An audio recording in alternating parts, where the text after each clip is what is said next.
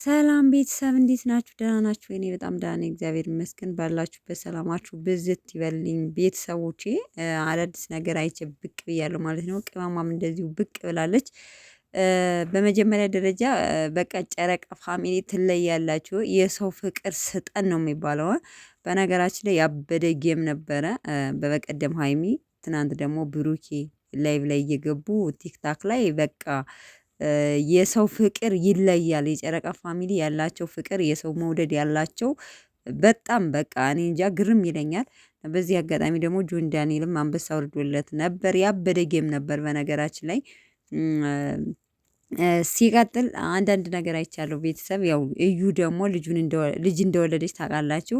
ያው ዲኤንኤ አላስመረምር ልጅቱ ቁጭ እሱን ነው የምትመስለው። በነገራችን ላይ ሴት ናት የወለደቻት። እንግዲህ አሁን ሀይሚና ብሩኬ ማለት ነው እንደዚህ ደህና ሰላም በፍቅር መጥተውልን፣ አሁን ደግሞ አዲስ መቀስ ሊመጣብን ነው ማለት ነው። አይታችሁ ከሆነ ትናንትና የሰራችሁ ቪዲዮ ቁጭ እሱን ነው የምትመስለው። ዲኤንኤ ማስመርመር አያስፈልገውም። ራሱ ሲያት ምን ያህል እንደሚደሰትባት ራሱ ያውቃል። እሱን ነው የምትመስለው እያለች እንግዲህ የሆነ ነገር ልታመጣብን ነው። ፈርቻለሁ ቤተሰብ፣ እኔ ለራሴ ፈርቻለሁ። ለምን መሰላችሁ? ሀይሚና ብሩኬ ሲታረቁ ሰላም ሲሆኑ በፍቅራቸው የሚቀና ብዙ ሰው አለ።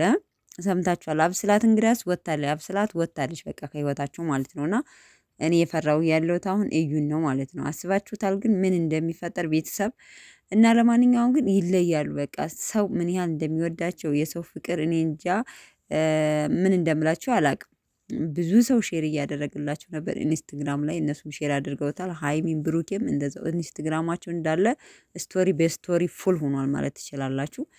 እና ምን ልላችሁ ፈልጌ ነው በጥቅሉ ማለት ነው። እኔ በነገራችን ላይ አሁን በመሃላቸው ትገባለች እያልኩ ያለሁት እዩ ናት። በተረፈ ፍቅራችሁን እስከ መጨረሻው ያዝልቅላችሁ። የሰው መውደድ ስጠን ነው የሚባለው። አንዳንዴ ቤተሰብ ይታደሉታል እንጂ አይታገሉትም ይባላል። እና ሀይሚና ብሩኬ የተለየ ሰው ፍቅር አላቸው። ከምር እንትን ለማለት አይደለም፣ ብቻ ይለያሉ። እና ለማንኛውም ግን ቅመሟ እንዳታስከፋብን ብራዬ ማለት ነው። ውይ ደስ ስትሉ አብረው ሲሆኑ እንዴት አባታቸው እንደሚያምሩ ሰው ራሱ በቃ ዘስፔንስ ነው የሚሆነው። ሲጀመር ሀይሚ አብረው ካለች ከብሩኬ ጋር ማለት ነው። እና ቤተሰቦቼ እንግዲህ ያው ትናንትና የዩቲዩብ ቪዲዮ አልሰሩም፣ ቲክታክ ላይ ላይቭ ላይ ነበሩና በብሩኬ ዛሬ እንጠብቃቸዋለን። እንግዲህ ቅመማም አንዳንድ ነገር ስቶሪ ላይ አድርጋለች። ጨረቃ ፋሚሊ ትለያላችሁ፣ እኔ ለእናንተ ቃላት የለኝም እያለች እያመሰገነች ነበረ። ብዙ ነገር ታደርጋለች ስቶሪዋ ላይ በነገራችን ላይ። እና እንላችሁ ፈልጌ ነው አሁን እዩን ፍሩልኝ ማለት ነው። እዩን ፍሩልኝ እና ወዳችኋለሁ። መልካም ቆይታ። ምሽት እንገናኝ ቤተሰቦቼ። ባይ ባይ።